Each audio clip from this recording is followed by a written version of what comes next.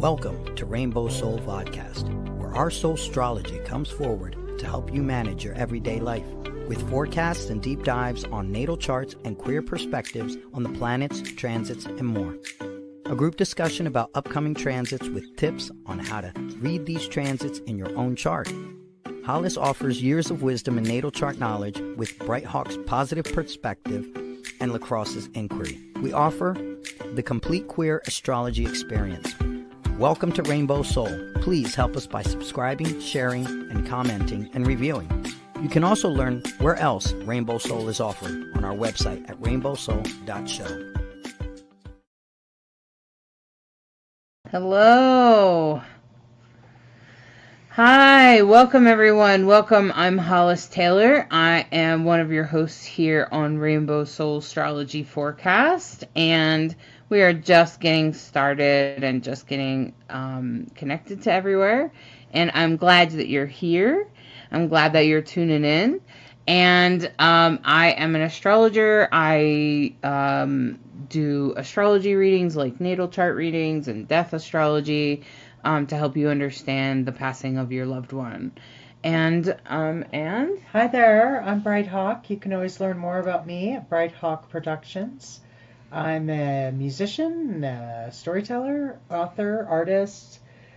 I have the book, The Dancing Hippo, which makes a great gift this time of year. A story about resilience. Again, you can learn more about it at Bright Hawk Productions. Mm-hmm. Go ahead, LeKross. And yay. I'm back. Welcome back. I'm LeKross Ortiz, the creator of the Fool's Journey Color Journal. I also have the podcast Master of None. Still working on it. And yeah, you can find me on TikTok, Facebook, and Instagram. Yeah, and we recently seen, I think it was TikTok, and I tried to share it, but I couldn't. I think I shared it, but I couldn't, like, repost it on TikTok. But, yeah, you're doing some really powerful stuff on there. I think it's really important for us to be doing that right now. And I appreciated listening to you. Yeah, I think it was pretty important. Frankly, we both were listening to you in the moment, and both of us, I think, were feeling kind of a little frustrated by the recent politics, and I think most people listening to this podcast might feel that way. They might feel overly stressed or confused or any of those kinds of feelings, and I think a lot of people are feeling that way, so I don't think it's just you. I think a lot of us are like, we're kind of like, what the hell happened? Like, really? That many people really think that way? And I think that that's, like, the hard part, is, like, that we actually think that people actually think that way. A lot of us are like, so. Sorry about that. So, anyway, so we're going to start. I just want to say hello. Hi, Stacy. Oh, hey, how's it going? Hi, Stacy. I'm glad you're here. Welcome. I'm glad you're tuning in. We're going to do a little astrology forecast for the week. And right now, we're going to take a little minute to do a little meditation, I guess you could call it. So, I hope that you guys would take a minute to just relax with me.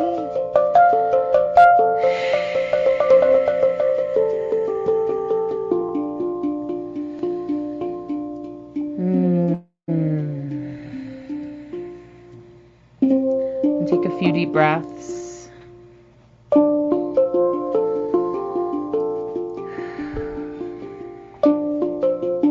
Hopefully we can hear the music okay.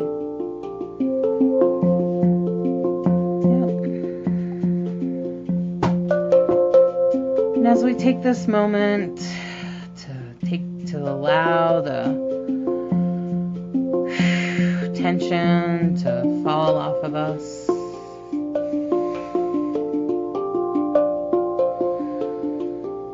and to let it go,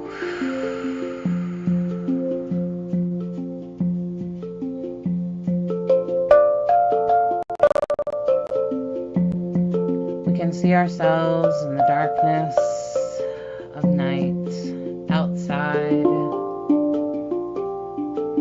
with the cool air, and our feet on the floor, our feet on the ground, with leaves all around us, and the trees empty.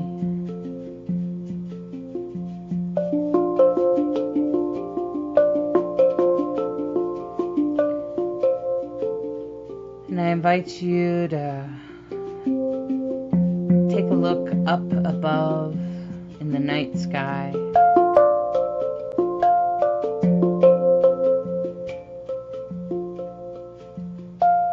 With all the beautiful stars that seem to go on forever. And as they go on and on,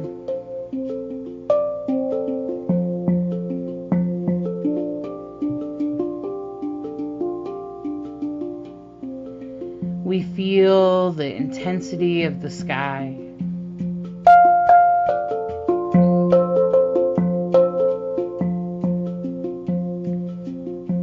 And the stars twinkle in front of us.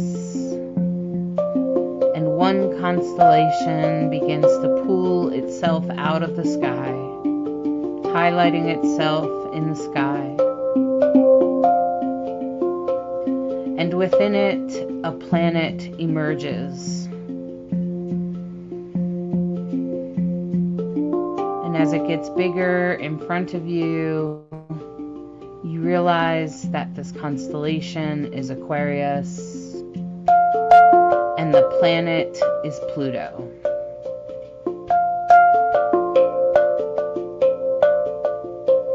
As Pluto spins around into the constellation of Aquarius, we can feel the intensity and how it affects everyone and everything around us.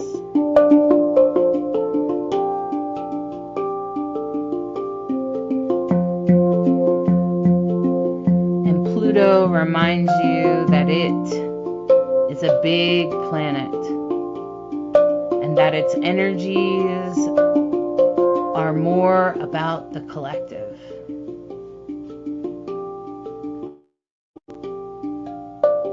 About everyone. About the entire planet, Earth.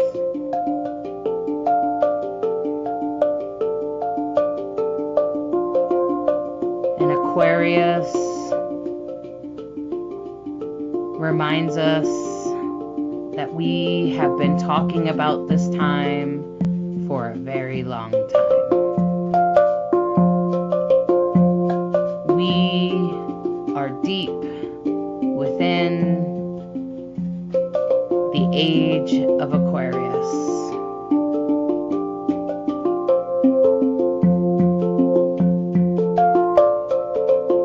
The time of Aquarius.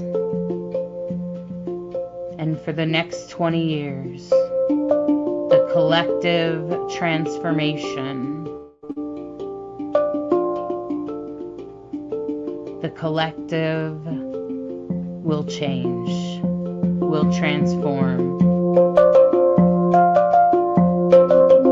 It will be revolutionary in itself.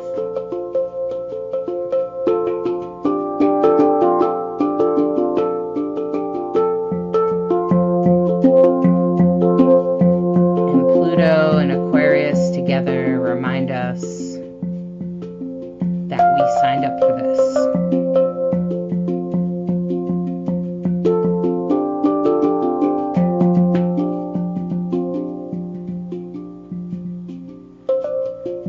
We signed up for this,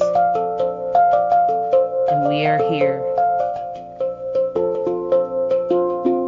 and we are meant to change the world.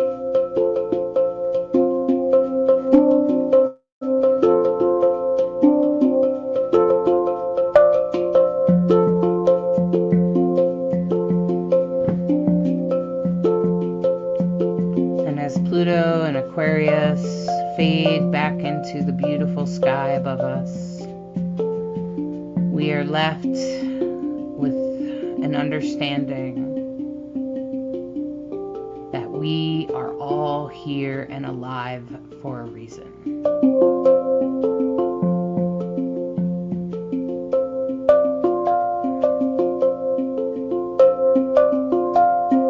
And as we come into ourselves and feel our feet on the floor, we come back into our present moment, into the here and now.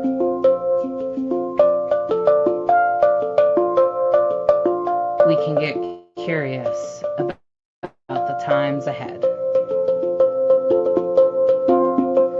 And I encourage you now to stretch your hands, take a deep breath, open your eyes, and come in to the here and now and the right now.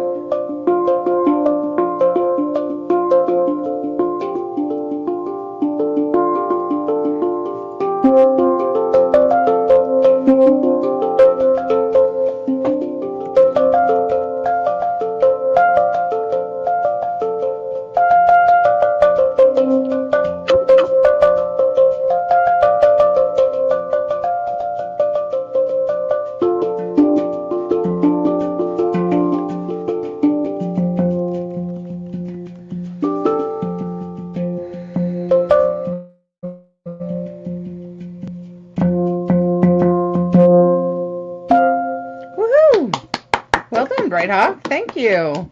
Well done. Beautiful. Thank you very much. Thank you so much for that, Bright Hawk. I appreciate it. Thanks for that meditation. Just gonna reduce our background noise a little bit there. And I wanted to say hello to Lori in the Mediums group. Welcome. I'm glad you're here. So this week's forecast, of course, has a lot to do with Pluto in Aquarius. And if you're tuning in, you're meant to hear this. But I think that Pluto actually, now Pluto's a big, huge planet. So even if it moves in on one day, we'll probably kind of feel it as we move closer to it. And then and so it looks like it's happening on Wednesday, but we'll probably feel ourselves inching up to it, or probably feeling it now. And right now here today is we're forecasting for Monday onwards. Okay, so we'll go through each day, and if you have any questions about astrology or about your chart or anything like that, just go ahead and put it in the chat. Hi, Melissa. Hi. And if anyone has any questions about, like, oh my gosh, Hollis, so I'm a Capricorn. Are you telling me all this crap I've been going through is finally going to end? I'm going to be like, yes. Because anyone with a lot of Capricorn placements is going to be like, okay, like, because every Capricorn person that I know with lots of Capricorn placements is like, is this going to end anytime soon? They feel like they've been drugged through the mud for the last, anywhere from 10 to 20 years, depending on how many planets are there and where. So, because Pluto tends to touch exactly what it touches. But, so this starts for tomorrow, really. And I want to say that tomorrow, the sun moves into Scorpio, right? No. The sun is already in Scorpio. It'll move into Sag later this week, I suppose. Yes. But tomorrow is, Pluto's still in Capricorn right now, but it's like 2 seconds. Yeah. Last couple seconds. So we're probably starting to feel it a little bit. And Mercury is slowing down because Mercury is about to go retrograde. Yeah, but not this week, next week. It's next week? Okay. I haven't looked at the dates again, but I think so. Okay. Yeah, okay. It's definitely in the shadow period and going very slow. but it moves. It's still direct this week. So where's the moon at this week? Where does it start out at? Well, we just had a full moon last week, so it's waning all this week. Okay. And towards the end of the week, the moon is involved in a grand trine, and there's a lot of grand trine energy actually most of the week, which is kind of interesting. And then trine energy, so what's the difference? Okay, so when the sun, right now, the sun is in Scorpio, and it is trining both Mars and Neptune. Now, the sun in Scorpio is in a water sign. Mars is in Leo, which is a fire sign. And Neptune is in Pisces, its rulership, in a water sign. So we can't call it a grand trine because generally a grand trine is all the same elements. Okay? So it still has the blessings of a trine, but it's not as powerful as a grand trine if all of the three of them were in water. Then we see that again with two of them in fire and one of them in water, so it's kind of those kind of trines. Fire and water makes me think like a lot of steam. Right? But yes, Melissa, you're saying that you're a Scorpio and you feel like that. You feel like the Capricorn thing that I described a minute ago. And what I want to say is, first of all, do you know what your rising sign is or your moon sign? And if you have Saturn in Capricorn, you probably would feel it, just because Saturn's such a strong placement in Capricorn. And so you should look at your chart, and you want to look for the Capricorn. You could just Google what is the Capricorn symbol, and it will show you. It's kind of an unusual looking thing. It's hard to describe. And that's how you'll know. But you could also have some other placements in your like Aries and Libra, which are just finishing up from the eclipses because the nodes are there. We look at so many things, and I just want to say, I'm just going to do a little plug for Hollis here. Astrology readings are such incredible insights into how your life is working or why your life is not working. If you've had really big things, give yourself the opportunity to understand what the big picture is. Because I frankly do not understand how people navigate their life without astrology. It's like driving without a map. Like how long does it take you to get there without a map? You just ask a lot of people, or right? It's like GPS is a wonderful thing. And honestly, when we used to have to do it the old-fashioned way, and I remember those days, that's when I learned to drive. It was hard. So if you do have Cancer placements, I want to say that you want to pay attention to where the moon is. That's why I'm asking Bright Hawk about the moon. Now, The other thing about the moon is that it goes void. Do you want to just give a short explanation of that? Well, sure. So on Monday, when the moon is in Cancer, it's at home. It's in its rulership. It's like, it's nice to be home. I get to wear what I want, eat what I want, do what I want, right? And it's opposite Venus right now. And could you go back to the chart? Yeah, please? sorry. Sorry. And it's also in a trine to Saturn. Now, the other thing that's happening with the moon on Monday that's a little bit of a challenge is that it's squaring the nodes. What does that mean? Well, the North Node and the South Node, they're called the luminaries. They're aspects of the moon. And so the North Node tends to represent our future, our destiny, our points the way in this life. The South Node tends to speak about our past lives, where we came from, perhaps karma. It's very interesting to see when the nodes are conjunct certain things, what it's flavoring things with. And so the moon in its rulership at home in Cancer is having a conversation with the people from the past and the folks in the future. So this could also be a powerful week for meeting folks. folks that could potentially change your life or help you see things in a new or different way.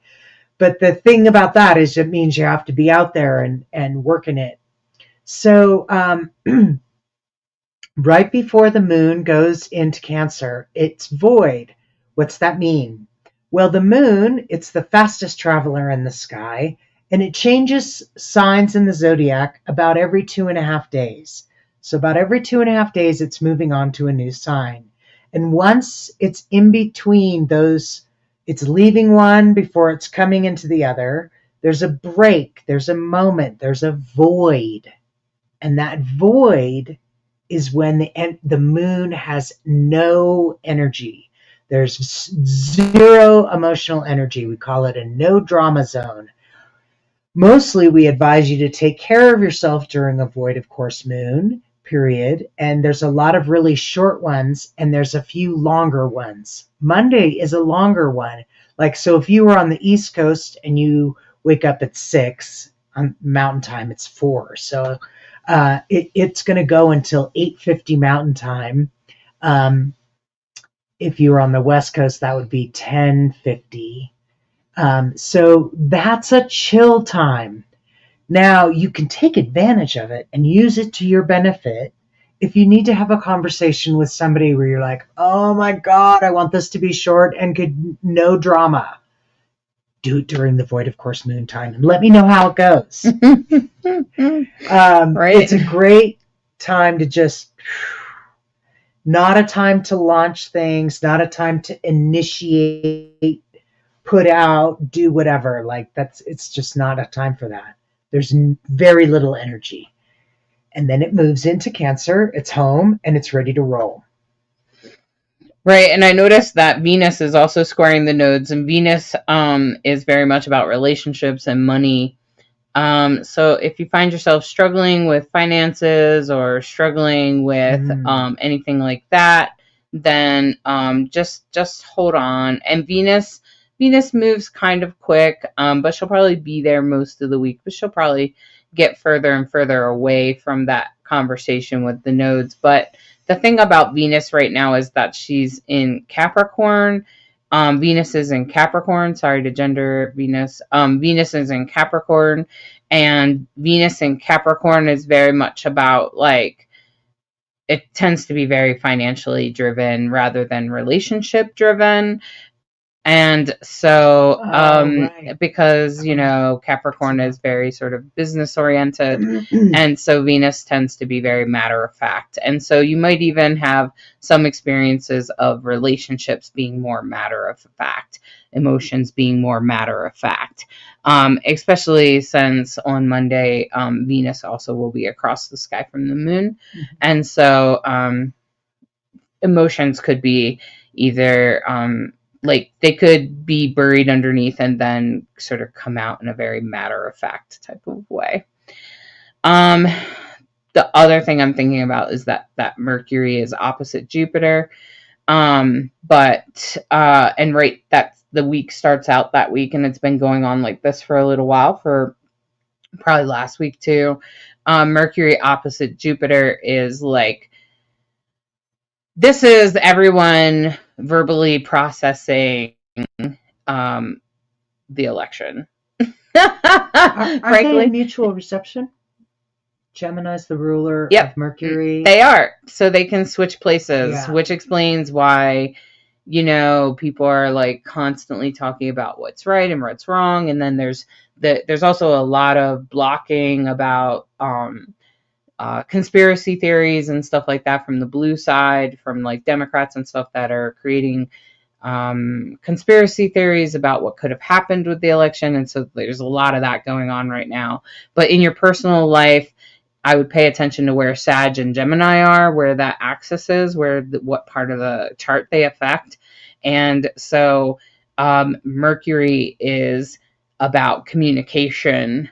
Okay. And Jupiter is about expanding, but it's retrograde right now. So I'm wondering if, as Mercury goes retrograde, if we're all going to go inward and find out where our soul contracts are, why we're here.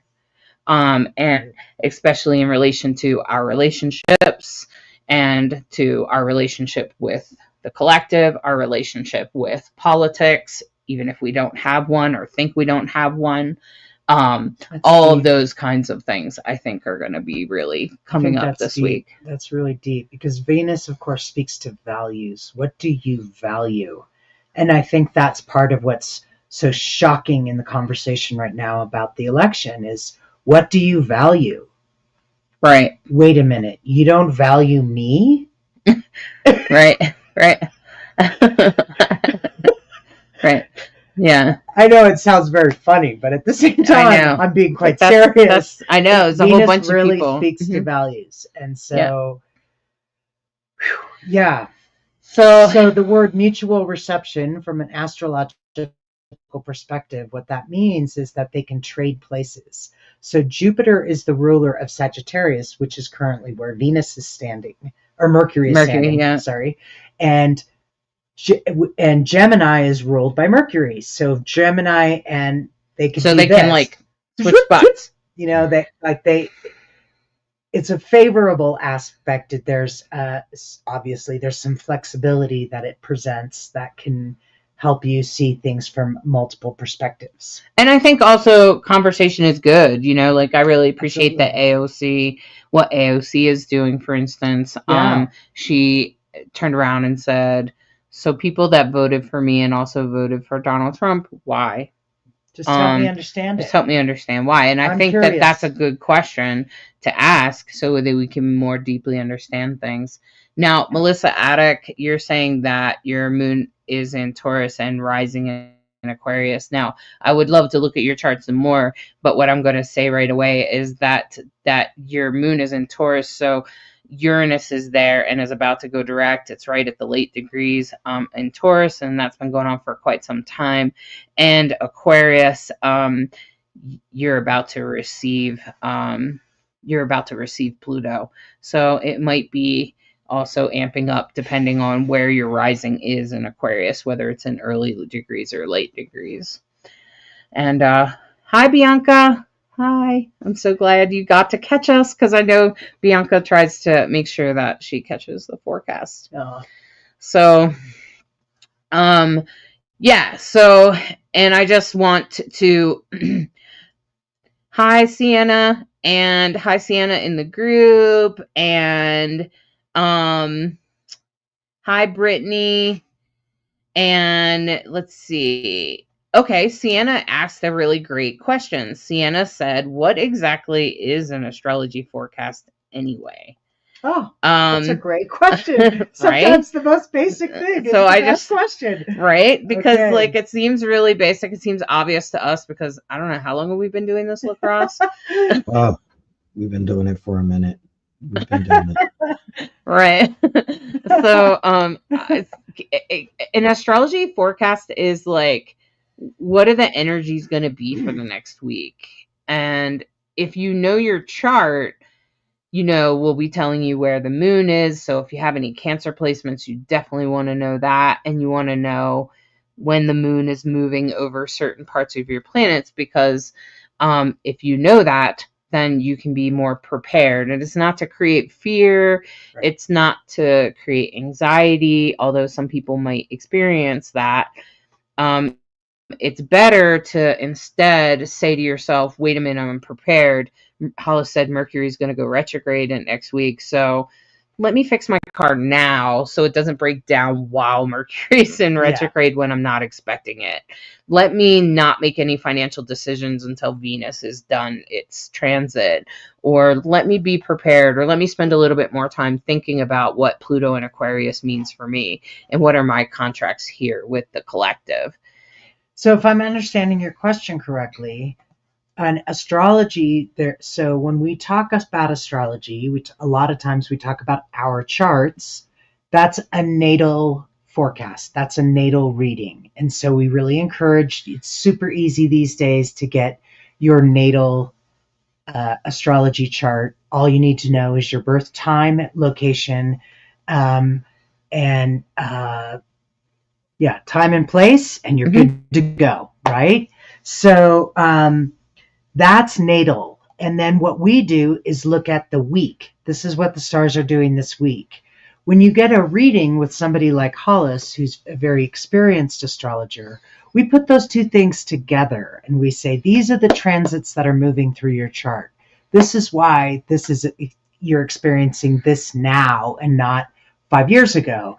This is what you want to be prepared for what's coming in the year, because this is what's moving through your chart. So a lot of people are very familiar with Saturn return. Everybody experiences this somewhere between 28 years of age and 30. Between 28 and 30, you'll experience your first Saturn return. Between 58 and 60, you'll experience your second Saturn return. If you make it to 90, you'll be making your third Saturn return. And Saturn tends to be a really big one that makes a really big impact on a lot of people's lives. Mm-hmm. So that's what we're talking about. When we're talking about forecasts, we're talking about how the stars influence our days. And it's like somebody who lives on their boat and knows the tides. Mm-hmm. You want to know when things are coming in and when things are going out. Which way is it going, so I know which way to go with the energy. Yeah. So Sienna also asked, does the moon energy or whatever only affect the people whose sign is hanging out with the moon that day, or does it affect everyone? It probably affects everyone to some degree. And remember that if you say, I'm a Virgo, all that means is that your sun is in Virgo. You also have a moon, you have a rising, you have Saturn, you have Mars, you have Venus, you have Mercury. There's all these planets all over your chart. And when these planets on the outside are moving through that area, they're going to affect you. That's why your sun sign is like a fraction. It's like one bite of the cake. Okay? Yeah. It's one bite of 12 bites in a piece of cake. Okay? So that's what you need to understand about that, Sienna. It would be like if I just called your name S. Right? That's not your whole name. Your whole name is Sienna. Right? Okay? So that's what we also have to think about it that way. Okay? So she said, so like if it moves into Cancer, does it only involve people with Cancer? No.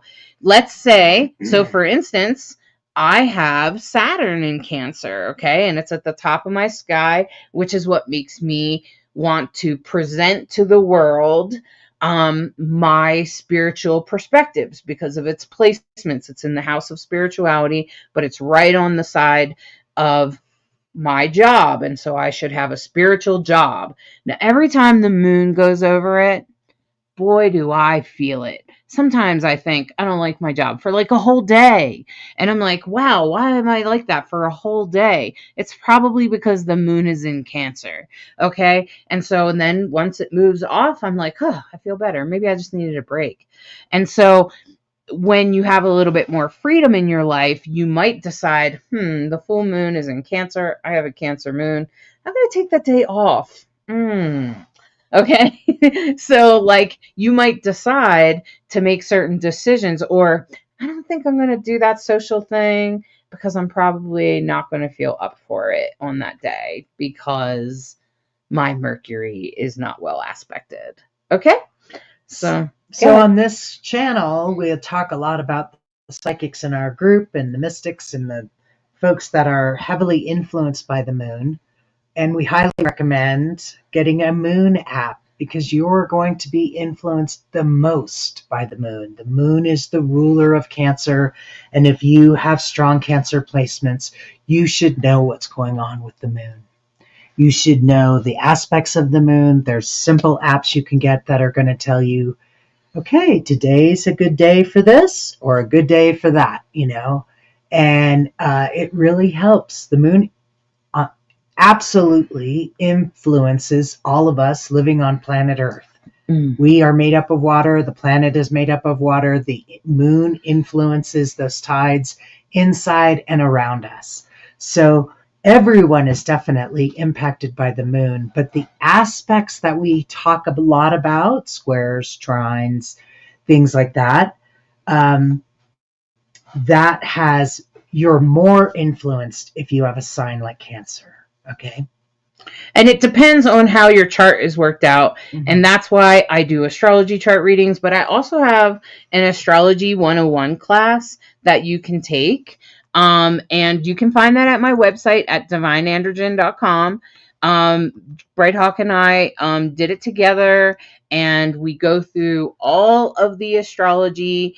We go through every single planet. We go through every single zodiac sign, and we make sure that you can read your own chart. But Sienna, I see that you're asking, how can you find out all of that stuff? You can just Google, go to astro.com and find the free chart, put in your birthday. Hopefully you have your time of birth. The better you have your time of birth, the better, more accurate it will be. Okay. And so, and that's what I would, that's what I would suggest is, but if you want to look at that class, if you want to learn more, you want to learn how to read your own chart. And I'll tell you, a couple of people did take the class, like Jamie Angel and Shelly, who's in the mediums group, and they said that the forecast made so much more sense after they took the course. Okay? So just so you know. Hi, Jade. Now, Jade said, I'm an Aries. Jade said, I guess I missed the first part of their message, because they also said, ever since they've learned about astrology and started following it, they're completely obsessed over it. So they're like looking forward to our broadcast every week. And Jade said, I'm an Aries sun and a Cancer rising and a Leo moon. And that's exactly what we're talking about. So at the beginning of the week, be aware that the moon is on your ascendant. Right.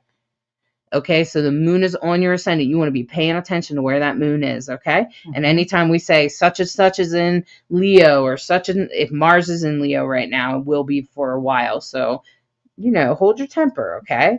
And Aries sun, not a whole lot going on in Aries right now, but Chiron has been there for a while, okay? And we'll go through it each time. You'll notice, because I'll say such and such is in that sign, okay? So lots of great questions. We appreciate it. Thanks for asking questions. I think it makes it a lot of fun. So Makwa said, I love the analogy, and it's so true. I believe they're talking about getting their chart done. Her chart done. I love the analogy. I wish I could have had it done way sooner. And that's how I felt. God, that's totally how I felt. We constantly have the conversation of, imagine if you were a teenager at maybe, say, 15 years old, and you were learned, you have to learn a language. That's why we tried to make the astrology class as accessible as possible, break it up a little bit so your brain doesn't explode and you don't try to digest all of astrology in an hour. That's never going to happen. Yeah. Those of us who have been doing this have been doing it for decades. Like LeKross, how long let's say we've been doing this for like a couple of years, right? So right. How has it changed you? Like it makes me aware. Yeah, because when I first started learning, and I always usually just sit back and just digest everything. But I started learning that that's just as important as, like, in my mind, I think we have DNA in our body. This is like the DNA of our personality.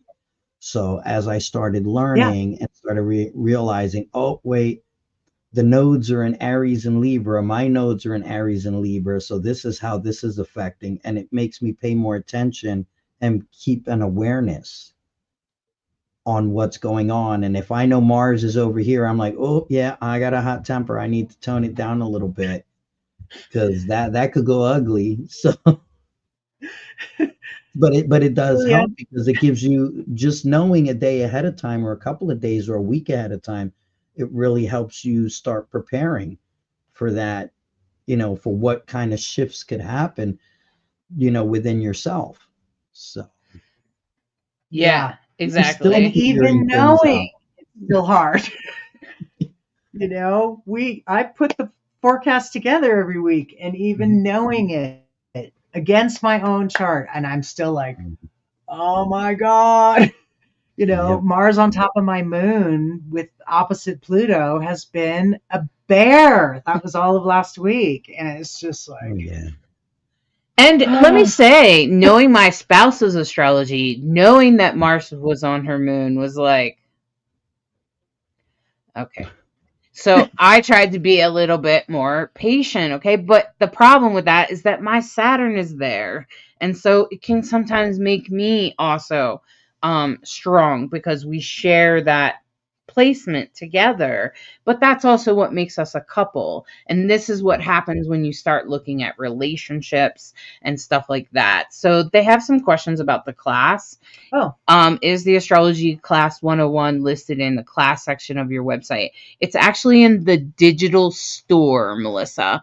If you look on the menu, it says something about digital store, and if you click on that, there's a class in there. Okay?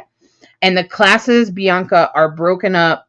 First we do the orientation of your chart.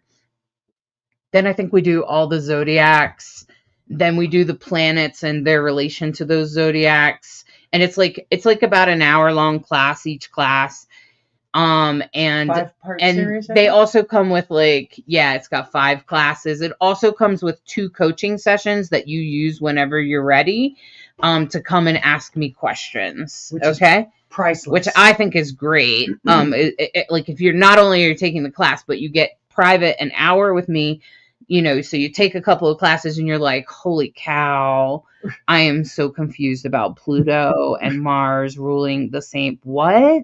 Okay. And so then you just come to me and you say, Holly, this was my problem. And I'll go, oh, okay, no problem. You also get these kinds of things, which are known as cheat sheets. And this just tells you that Pluto and some keywords for Pluto. And this is Scorpio, right? Pluto rules Scorpio, but it's in its detriment in Taurus. Those kinds of things. Okay. So it kind of tells you its strength, and I explain what it means to be in detriment or in its fall or ruling. Okay, so all that's in the class, and that stuff makes much more sense when the little cheat sheets that you get with your package. So you get 5 courses, you get all the cheat sheets. I don't know. I think there's 20 or 30 cheat sheets, and you can print them out. It's helpful to print them out. Totally tell you to print them out. I have an astrology folder here. Bright Hawk and I were taking classes 3 times a week. You can see my doodling. That's what I do when I'm learning. But, you can print your stuff out and put it in here. And that will really help you as you're navigating your chart, because then you can make little notes on your astrology chart. Okay. And that can really help you learn, especially when we're in this talking. Okay. And we're talking about the forecast. Okay. So as we move forward into Tuesday, what I want to say about Tuesday is, of course, okay, so I guess the moon moves into Cancer on Monday into Tuesday. Is that true? Yeah. Okay. So as that happens, moon's in Cancer. Now, Mars is still in Leo, and it will be going direct for a while, but it will be going retrograde over these areas again later on this year, or I guess technically into next year. Mercury is slowing down and will begin its retrograde pattern next week. And on this day, I feel like there's a lot of trines. There's a lot of positive energy, a lot of things. A trine is when things come together easily without too much work. But I feel like we're in a lot of planets are retrograde. Yeah, well, not as many, but still. Yeah, Uranus, Neptune, Jupiter. Right, and I feel like Neptune retrograde is foggy. It makes us not see things correctly. And that's been going on for quite some time now. Many months. And so, I can't wait till that thing goes direct, mostly because I'm excited for everyone to see. And is it at the anaretic degree? 27. 27. Not okay. yet. No. Okay. So I'm just the big show time of the week. Let's get to the headline, shall we? Yeah. Wednesday, drum roll please. Pluto enters Aquarius. When the moon is in the southern sky, whatever the song was. When you were doing the meditation, I suddenly flashed back to the 1970s. Hair had come out. I'm the youngest of 7 children. We're 6 girls, right? And we are playing in my grandparents' backyard in Mill Valley, San Francisco, outside San Francisco in California. And they had a shed, which meant that all of us went inside the shed, closed the doors, and then opened it like it was a Broadway curtain and came out singing The Age of Aquarius. And we thought we were the bomb, I tell you. And of course, I was the little one. I didn't have a very big part. They had more parts than I did, but I'm sure my parents were holding their sides watching this revelation of Aquarius. Mm-hmm. Well, the thing is that we have had little flavors of this a couple of times in 2023 and even earlier last year at the New Year. Pluto was in Aquarius for a couple of months, I think.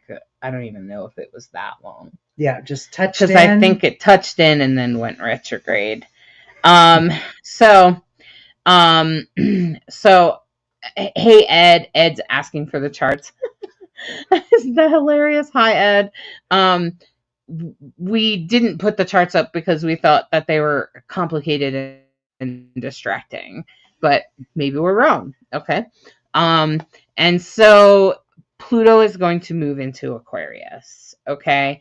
When Pluto moves into Aquarius, this is a shift. So let's come to understand both of these and then we'll put them together. Okay. Pluto is about change, death, the ending, ordeals, fear, power, control. All of those things are Pluto. And Pluto very much is a big planet. And it's so big that its energy tends to affect everybody on a really slow way. Okay?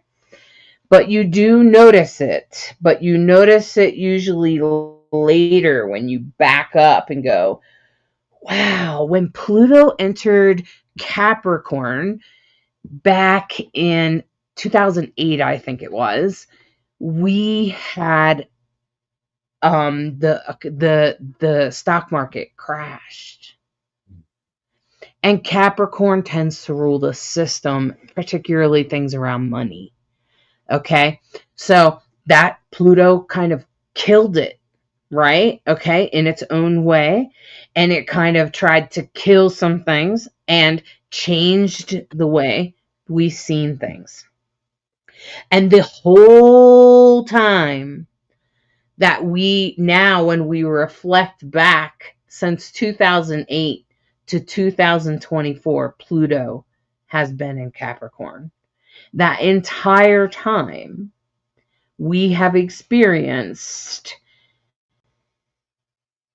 Pluto changing our system and taking things and shaking them up and pointing at the things that are wrong and saying, we have to get rid of this. Get rid of this. This isn't right.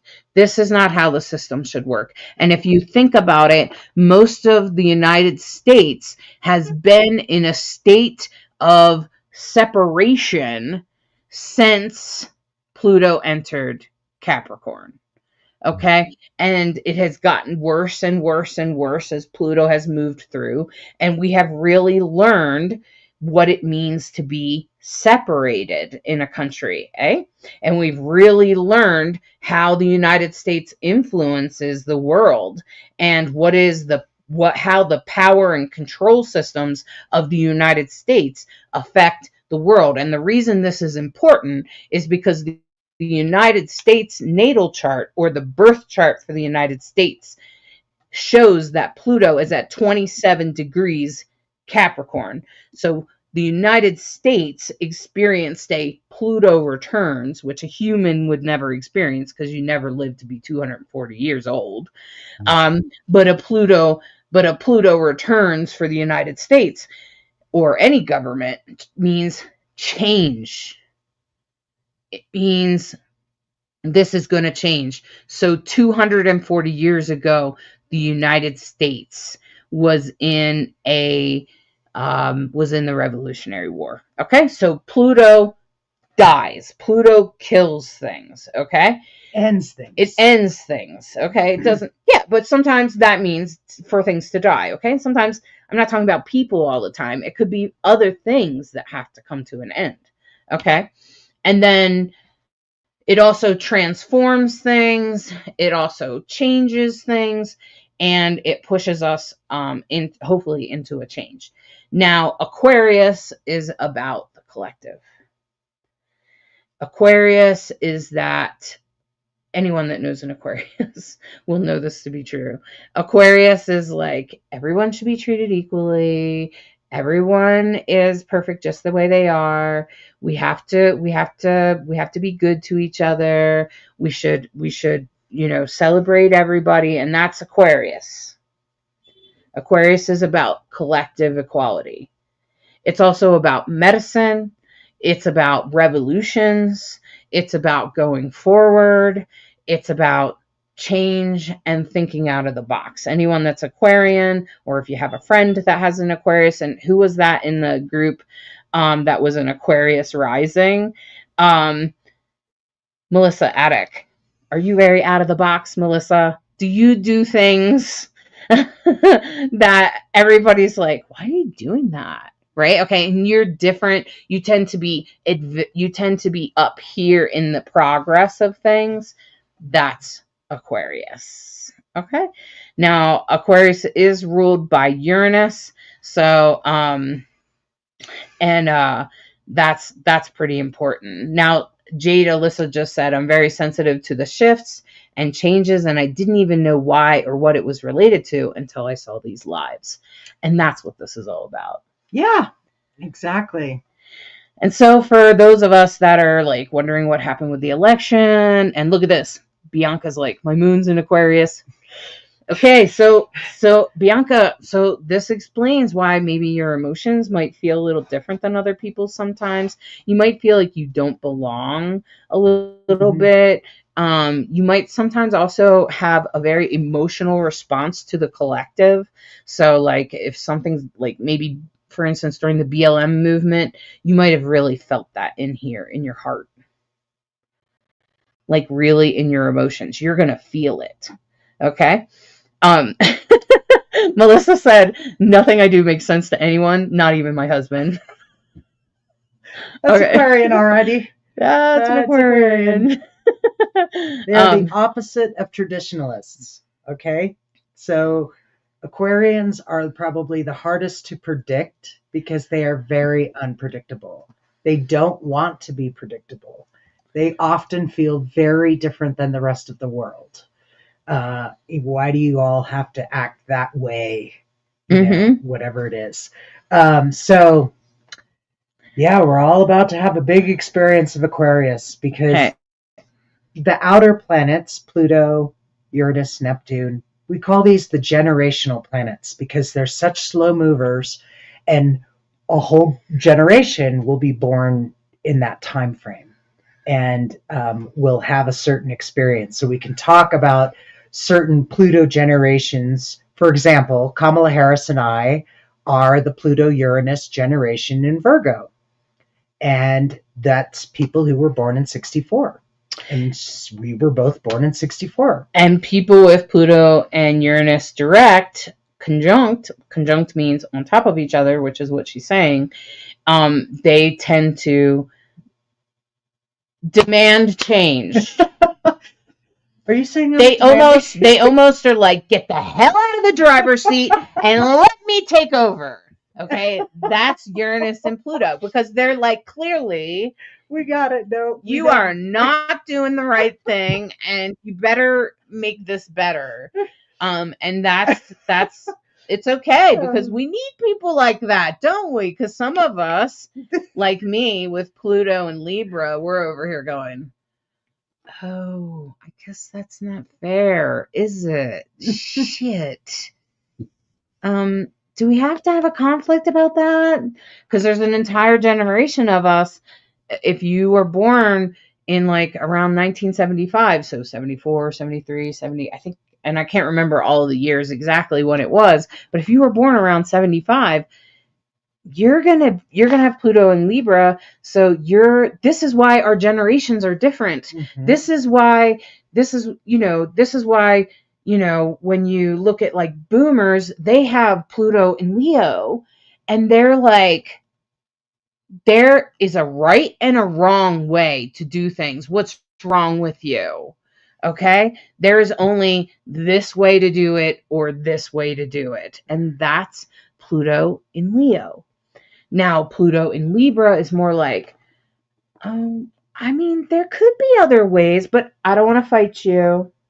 Okay. And then Pluto, because that's Libra, because Libra doesn't want to fight with anyone. But then once, and like Bright Hawk was saying, Pluto in Virgo is sort of like, this isn't the right, and when you add Uranus to it, that's what makes it say, no, we're not on the right path. We have to get on the right path. We have to make sure everyone is taken care of, because Virgo is of the feminist of all the zodiac. Okay, so Virgo is very strong. And so depending on where if your Pluto is in Scorpio, if you look at your thing, if you look at the thumbnail of this video, the symbol of Pluto is on there, okay? And it kind of looks like a little circle with like a little moon like this holding it up, and it has a little plus sign, and then there's a little thing, and it's holding a circle, and that's Pluto, okay? And Pluto is like, it's your generation. It's what makes you like other people. Mm-hmm. Depending on what conversation it's in will depend on how you interact with your generation. Mm-hmm. So for instance, my Pluto is not in a great conversation with Jupiter, for instance. So me and my generation, we don't really, I don't always get along with people my age. I either like people that are way older than me or people that are younger than me. Okay? And that's just because of my chart. And so that is in your chart. So if you ever wondered about yourself, it's probably your Pluto placement. So the thing is we're entering Pluto into Aquarius right now. So Pluto is moving out of Capricorn. So if you have had a hard time, you may have had some Capricorn placements, and those things are going to stop happening. So Bianca said, emotional and feeling as if I don't belong, story of my life. Oh, Bianca, that's Aquarius moon. The reason you feel like that is because as an Aquarius, in order for you to serve your purpose, you must feel out here. Okay? It's not actually true what you're experiencing, that you feel like you don't belong. That's actually an Aquarius experience, and Aquarius must step out as if they don't belong so that they can see the whole collective, so that they can figure out what's fair. Okay? Because Aquarians are very important in that role. That's the role you play. Okay? And that's why it's important. All right? And so don't give yourself such a hard time. Try to see it differently instead. Okay? So instead you're going to see yourself as an Aquarian moon, and that maybe you don't always belong, but maybe that's just a feeling to help you step back so you can see the whole situation. Okay? Virgil said, I was born on the same date as Margaret Thatcher. She was a librarian. A Libran. Okay. A Libra. Okay, a librarian. Oh, you could be a librarian and be a Libra. But, Really? So, wow, that's beautiful. That's interesting. That's interesting, Virgil. It's always interesting when we have similar charts to like famous people and stuff. Like, this probably won't surprise some of you that know me, but I have a similar chart to Bernie Sanders. You know who he is? Okay, it's a weird thing, but it's definitely strange when you have those things. I also have similar placements to Mahatma Gandhi. So anyway, so as we go forward into Pluto in Aquarius, Pluto's about ordeals. Pluto's about things changing. And Aquarius is about revolutions. And one of the things that I channeled during a ritual was that if you've been waiting for the revolution, it's here. It has arrived. So, because Aquarius represents revolution and Pluto is. Now, does that mean we're going to have another revolutionary war? I don't know about that, because Aquarius also rules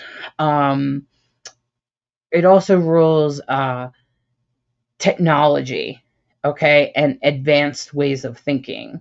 And so Aquarius has a lot to do with advanced technology and stuff like that. So then that means that we might be seeing a lot of like AI and like stuff like digital wars, like where maybe countries take each other's systems down. I think on the positive side, we're going to see medical innovation like we've never seen before. Like we can't even imagine what's coming.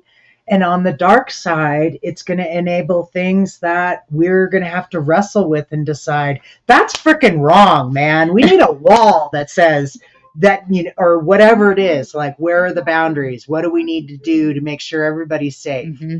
So, okay, sorry. So I think that, that's all. Like, there's going to be some things that are really great and some things that are not so great. And there'll probably be a whole bunch of things because Pluto is starting out at 0 degrees Aquarius, and it will slowly move through and get older and older and more mature. Okay. It will move through there's 30 degrees. Okay. And in each zodiac, there's 30 degrees in each zodiac. So if it's at 0 degrees, it's going to be very immature. So we're going to screw up the AI, and we're already doing that, right?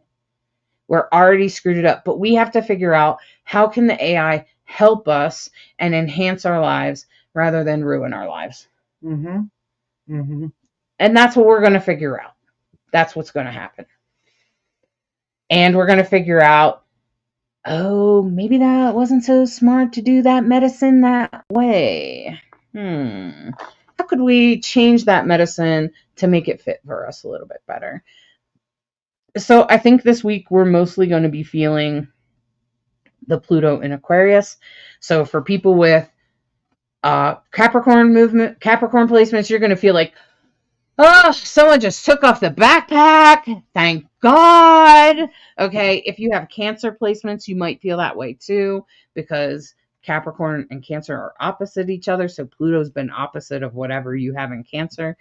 And then as it moves into Aquarius, it's going to amp up the energy for people with Aquarian placements and people with Leo placements, because Leo is opposite Aquarius.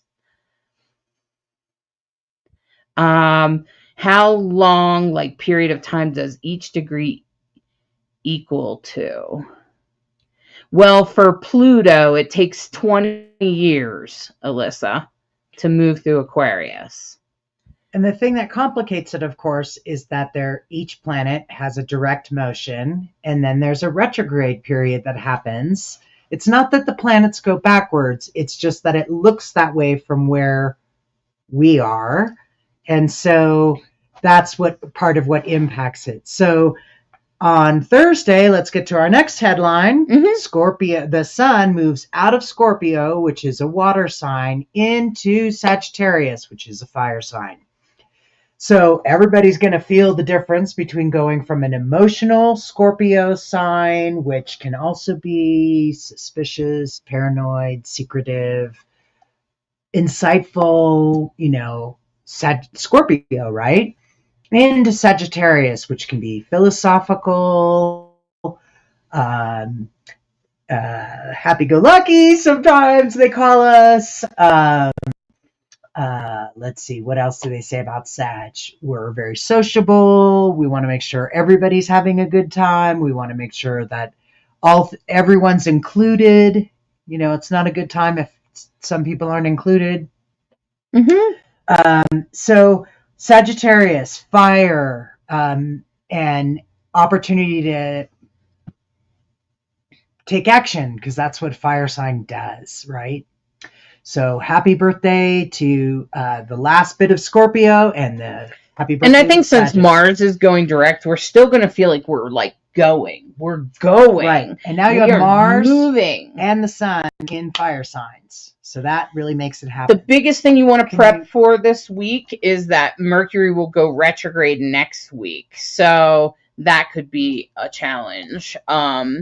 So, you know, you want to prepare. If your car might break, your computer, anything like that, you want to prepare that now. Do that this week. Basically, Mercury, we like to say, when it goes retrograde, you should not sign contracts, make big purchases, make big commitments, because once retrograde is over, you're going to see things differently. You're just literally going to see it differently. If you have to do those things, do the best that you can to do your due diligence. Make sure you triple checked. Again, that's why we listen to forecasts, right? Oh my God, I'm going to have to do this thing and Mercury's retrograde. Right. Cross your I's, right. Dot your T's, so have a plan B, C, use D. Use that Mars forward. I always say anytime before Mercury goes retrograde, this is what I do as I go. Is anything about to break? Or I feel like something's about to break. So I have this fan that does this. I like a fan on me at night. And oh my gosh. Anyway, so the fan, every time we turned on the fan in like the last week or two, Bright Hawk and I are like, I turned on the fan. It took 10 minutes to start. It like just won't start. And then all of a sudden it will start out of nowhere. You're like, is it haunted? Right? Okay. And anyway, so last night I turned it on and like I waited and I was uncomfortable and waiting. And then finally I go to the bathroom, come back and I sit down and it smells like it's on fire. It wasn't yet. So I said, I'm ordering a freaking fan right now and we are not using this fan because Mercury is about to go retrograde. Don't wait. Don't put it off. If you have a niggly feeling like Hollis did, that's information for you to take a moment, not ignore it, and go, well, even if I am being paranoid, we're going to need it sooner or later. It's clearly breaking anyway, right? It's clearly not working correctly. So good luck with all your things. Mm-hmm. So that would be my biggest thing about this week is use this forward energy to go ahead and change things. And I just want to address Alyssa's question one more time, is that Alyssa, it also depends on the planet. So like the moon moves through a zodiac. Why don't you put it up? The moon moves. Okay, but that wasn't the question. I didn't read that question yet. The moon, Alyssa asked how long or period of time does each degree equal to usually. It depends on the planet. So moon moves through in like 2 days? 2.5 days. Okay. Mars, sun, 30 days, right? Right. Mars takes 30 days to move through. I said the sun. Okay, sorry. The sun Mars moves is close to a similar 28 days, I think. Mm-hmm. Obviously, Venus and Mercury are more like 20-something days. Except for when they go backwards, right? Yeah, okay. Exactly. So, and everything can go retrograde. Venus can go retrograde, everything but the sun and the moon. Okay. And so Pluto has been moving literally 1 second, like a day. It's like, and there's like 60 seconds in each degree. Okay, right? It's taken forever to get cross over the line on Wednesday, which is huge. Virgil, obviously you can ask any question you'd like. Hannah said, could the age of revolution happen in families? My conservative Christian family and I are opposite to my brother and I. I left the faith and my brother is gay.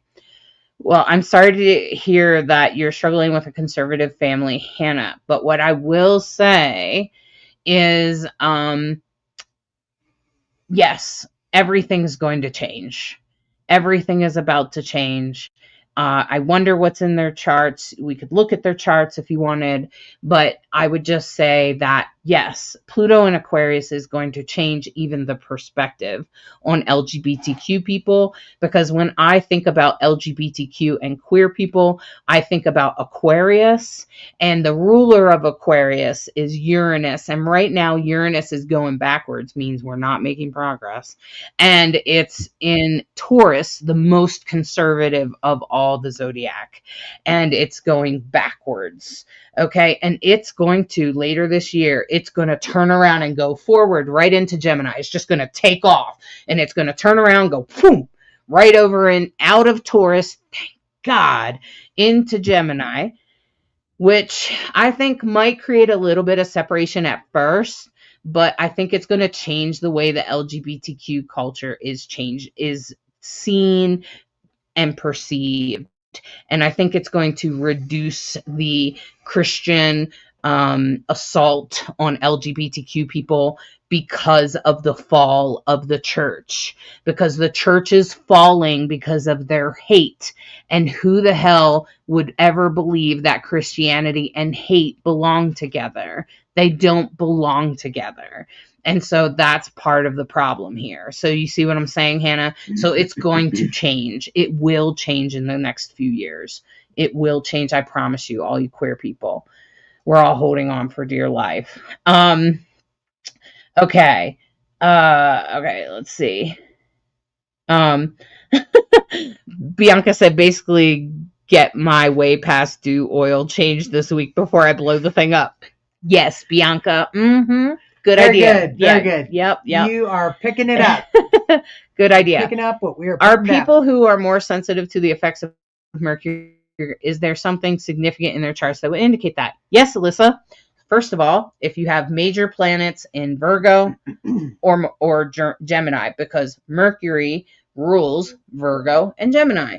The other thing is if you were born during a Mercury retrograde, you're going to be like Bright Hawk.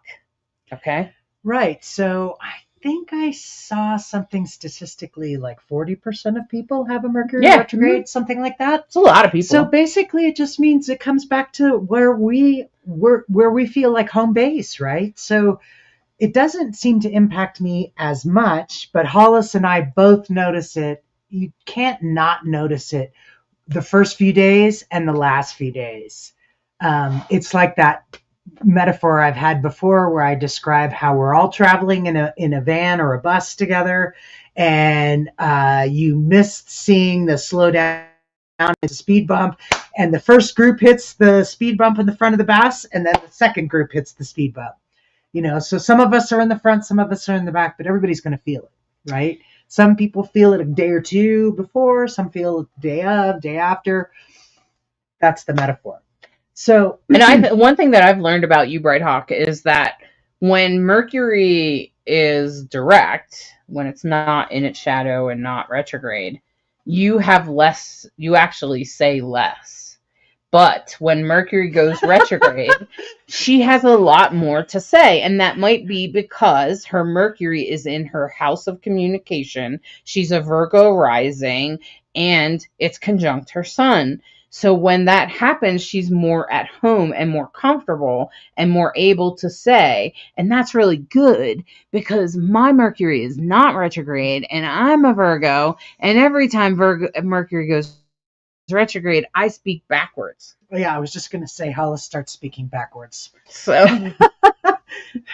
you start to pay attention to these things when you start to understand the world of astrology, and get the oil change, do the little things you got to get done. That helps a lot. Bianca's like, oh my God, Alice, because this fan smelled like it was going to catch on fire. All right, Virgil, I'm sorry that your hamster seems to be hurt. I hope that it feels better soon. I hope that's not what happened. I hope that it maybe just like choked on a nut or something. Blessings to your baby. Yeah, seriously. All right. So, friends, just know, I think the most important thing that I want you to take away from today, and one of the things that I really want you to think about other than prepare for Mercury retrograde, the one last thing I'm going to leave you with is that Pluto is about contracts. It is about power and control, and it is about revolution and change. And you are here for a reason. Why are you alive right now? It is not just so that we can torture you. I assure you that there is a reason that you are alive, and I hope that you find out what that thing is that you're supposed to bring to the collective. As Pluto moves into Aquarius, you're probably going to realize what it is or have some inkling or intuition about what that thing might be. And as you figure that out, I hope that you bring it forward, and I hope you deliver it, because we need you. We need everybody in. Everybody counts. Everybody's important. So the last thing I wanted to say, Hollis, was on the weekend, there's a grand trine in Earth with the moon as it becomes a crescent moon. So the moon's energy is waning right now, which is the let go time, right? As we approach a new moon, we're shedding, we're resolving, and the moon on Sunday is opposite Saturn, but it's in a grand trine with Venus and Uranus. So that's big blessings, things that unexpected blessings. Maybe your love surprises you with something, and it's good for manifestation too, as far as money goes. Yeah. So if you're working on any kind of project that has anything to do with money or anything like that, this weekend's a good time. This weekend coming up will actually be a really good thing. So that's actually really good, especially since you're doing an art show. Oh, right. And on Friday, I just want to point out also that the moon is in a yod, which is also known as a finger of God. It's when 2 points are in conjunct. And the moon is the point, and Neptune and Pluto are the base. So again, we just keep talking about Pluto and transformation. Yods are destiny lines. They're things that we don't have a lot of influence or choice or say in the matter. It's really good to know if your chart, if you have a yod, if you have a finger of God, it's good to know. I have two. And when the stars align, matter of fact, this yod makes me think about my yod because it's Leo moon. I have a Leo moon, and then it's in conjunct Neptune and Pluto. Wow. Square the sun, so it's the last quarter of the moon as it sheds towards the new moon. Trine Mercury, so again, we always talk about themes in astrology. They point to multiple things. And again, communication is positive and strong this week, especially with these aspects. And pretty powerful. And I noticed the void moon on Friday night. So it looks like Friday night's a good night to take off, huh? Yeah. And chill out. Yeah. Chillax on Friday night. Thing. Thank you. I wanted to point that out on Friday. There's a 10-hour void moon from 1 o'clock in the afternoon on Rocky Mountain time. Party Friday night. 11 o'clock Mountain time.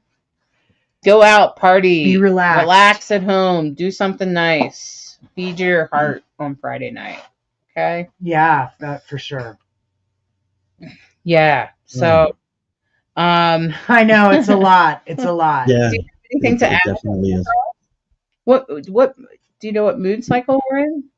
Yeah, we're in the snake. We still got season. snake. We still got snake, which it seems that's the whole point of this time. It's about transformation. It's about shedding. It's about letting go. There it is again. And yeah, it keeps coming full circle. But I think the important thing is shedding isn't supposed to be comfortable. It's going to be uncomfortable.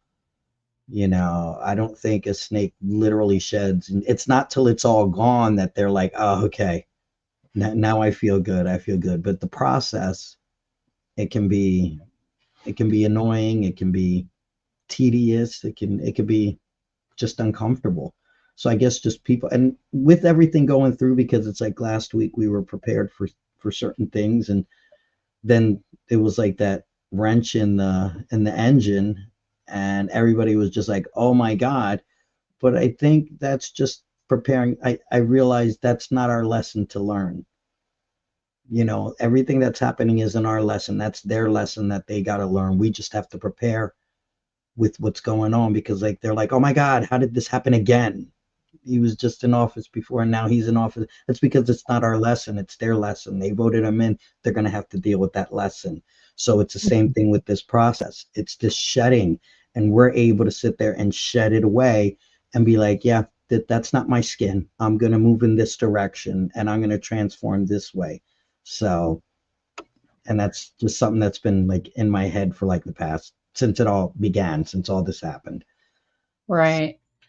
Yeah, and I feel like all of us are changing, and I think we're coming into it though. LeKross, like I was saying, I was listening to your Master of None TikTok, and I could really relate to it. And also, even for those of us that are white, a lot of us are not racist, and a lot of us do want equality for all people, regardless of what color we are or what country we're from, or whatever. And definitely for LGBTQ people, as a queer person myself, I have some idea of what oppression feels like, but then also to have to walk around with the color of your skin or the way your hair looks or whatever, for people to know that you might be from Puerto Rico or from somewhere else, or you might have roots in Puerto Rico. It's not like you even lived there, right? Like you were born here in America, but that's part of your roots. And I feel like we need to honor our roots. And so I think for some people, even people that are white, I ordered Bright Hawk and I one of those blue bracelets, because I think standing up and standing at your side is really important, especially when it comes to matters regarding racism and things like that. And I think being brave and being willing to do that is part of the journey that we're all on right now. Because there's a lot of us that are in this group that are totally white, but we're certainly not racist. And we want to stand at your side, and we want to help the indigenous people. And there's a lot of people here that are probably cisgender and straight that also would stand at our sides, LeKross, since the three of us are queer. Like I just feel like there's levels and sort of I would say layers maybe to this, and that I could feel that part of what you were saying was part of your contract here now, while you're alive here now in your Master of None. I think that there's supposed to be some message that you bring through, and I think you're finding it. And I think that that's what you're going to experience too in Pluto and Aquarius. Oh, absolutely. Absolutely. It's the big prepare for the big collective, because that's what it's going to be. I really think there's just going to be such a shift in the collective that it's just going to blow our minds. Yeah. So. Yeah. Right. And I like to believe that the Aquarius prayer is for the greatest good of all. Right. Absolutely. Absolutely. Right. And Hannah said that I think that they're talking about the shedding of the snakes. I have had pet snakes, and they look so much more relaxed after they shed. Yeah. They certainly do. They're like, right? So, all right. So let's pull 3 cards. Everybody ready for a little tarot? All right. So I'm going to pull 3 cards from this LGBTQ deck. This is the Love is Love deck, or Pride deck. And it is meant, each one of these cards is done by a different LGBTQ artist. This first card, let me try to. I'll move myself out of here for a second. Okay. This is the this is the 4 of Wands, and this is about our connections. This is about our connections with each other. This is about our love with each other. this is about all types of connections, right? Like, obviously, this is probably a trans woman of color and maybe a non-binary person that is white. And just like I was saying about those racial lines, that a lot of us we don't want racism, even if we're white, even if we live in privilege. We don't want that for people that are of color. And this is about our connection to all people and to all races and to each other, because this is also probably a trans woman and a non-binary person coming together, and that this is really the expression of love is love. So remember those people in your life that are LGBTQ, those people in your life that are people of color.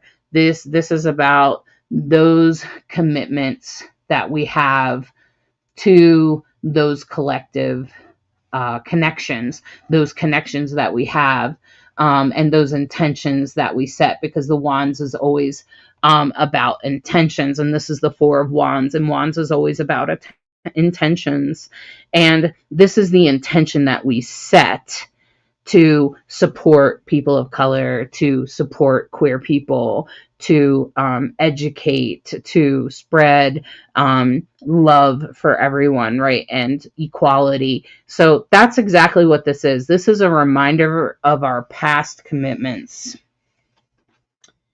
And interestingly, this card almost never comes up, but here it is. This is the Five of Swords. This is the Five of Wands. This is a card of protest. No. This is a card of division. This is a card of fighting. This is the card of no, this way, that way. And if you look closely, you can see it says silence is death. And it has a lot of some of the protest signs that we've seen during the BLM movement and during LGBTQ, like Pride March and stuff like that. And you can see that people are fighting and that there are sticks, like nightsticks being used. And this is about protesting. This is about standing up for what is right. And that is the right now. Okay. We talk about a revolution right now, you guys. I got the chills. Okay. Wow. And, going forward, this is a very interesting card because I love this card. This is the Queen of Swords. This is the woman that will make progress. Now, the interesting thing about this queen is that she's a trans woman. And the interesting thing about a trans woman, that when you truly know a trans woman, what you know about her journey is that it was really, really hard. Holy crap, was it really hard. It was super hard for her to get where she needed to go. And that trans women really suffer in the eyes of our culture when they start, because do you want to know why that is? Trans women suffer for one main reason, because of the belief system that women are lower than men. So if you ever wondered, are men and women equal? No, they are not. Because our culture sees a person that had a penis, if they start wearing dresses, that they are lesser than and that they have stepped down. And a trans man is seen as trying to be something he's not, which is a person that was born with a vagina that happens to dress in men's clothing. They will be seen as trying to be something they're not, while a trans woman is seen as the weakest of them all. But what you learn if you know a trans woman is that's not true at all. Mm-hmm. Trans women are powerful. They are strong. They hold their power and they bring through their transformation. See those butterflies around her head? That's what makes her strong. The fact that she had to go through that transformation, and that's why that bird is with her, and that's why this is very black and white, because she is powerful and she has her sword in her hand she is ready to stand up for what is right. And that is the Queen of Swords. Wow. Because swords is about action that is related to intention, and that's really the Queen of Swords is the woman that stands up for what's right. Okay, so remember those commitments that you've had in the past for what's right, and our connections to those people of color and other things, other people that are oppressed, like LGBTQ people and such. And remember your commitments and your connections to those people and how important they are for you. And going forward, remember that this conflict in the here and now is for good reason, that we are fighting for equality. We must fight for equality. Anything worth having, you usually have to fight for it, in case you didn't notice. Women are still fighting for their rights to their bodies and things like that. So all of that is right here. That's right here. That's what this is. And although we are in the here and now, going forward, we are reminded that there are people that will stand up with us, that will fight the fight with us, that will stand forward with their sword and their power, and she will bring power to the stage. And watch out, because here comes, this is like feminist power too. This is like the ultimate feminist card. So just saying, that's our experience right now. Powerful reading. Oh, I don't know if I've ever seen the Five of Swords cards. Yeah, I know we've done the last one before. Yeah, that's true. I think I have seen the butterfly. But I don't think. Have you ever seen that card? I haven't seen that one. Wow. Yeah.